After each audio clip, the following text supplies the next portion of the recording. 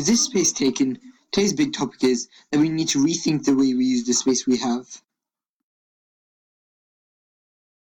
Now, we aren't talking about this space. We're talking about a very different type of space. The different spatial differences we're exploring are how the teachers give their students space and how much of it they get, and how this space between bullying can be dulled. So what we need to know now is, what improvements can be made to effectively using space in education? Researching. After vigorous research by our research team, we have gathered quite a bit of information. Here is the basics of what we have gathered.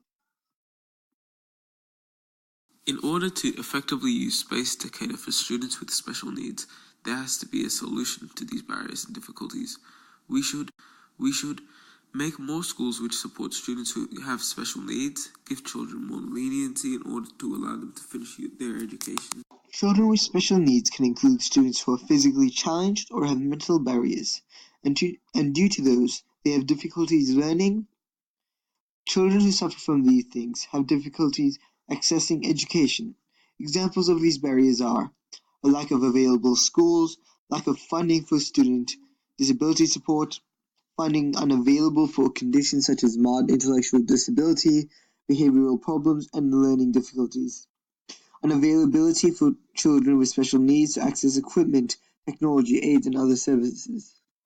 Right now, we've only been talking about a space that is not physical. So what about the physical spaces they give to students? Let's look into it. Each classroom will be set up based on what is necessary to meeting learning objectives.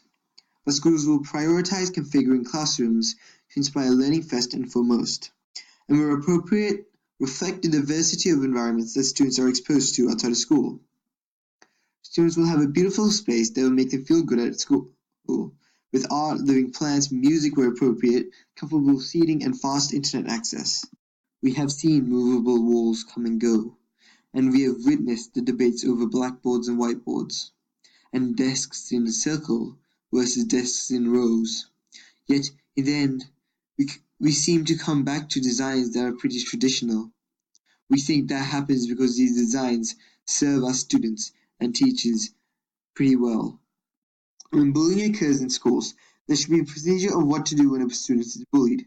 This can include written and advertised posters in a school, workshops saying what to do, how to confront bullying, and how not to be a bystander.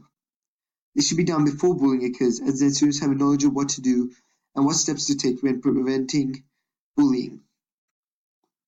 There should be safe physical and mental spaces in schools.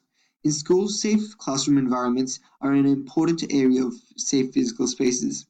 This leads to a teacher's responsibility in making sure they are responsible of how the students are feeling and treating every student the same regardless of their learning abilities. This is a huge impact to the emotions of students, which can decrease bullying by effectively using safe spaces.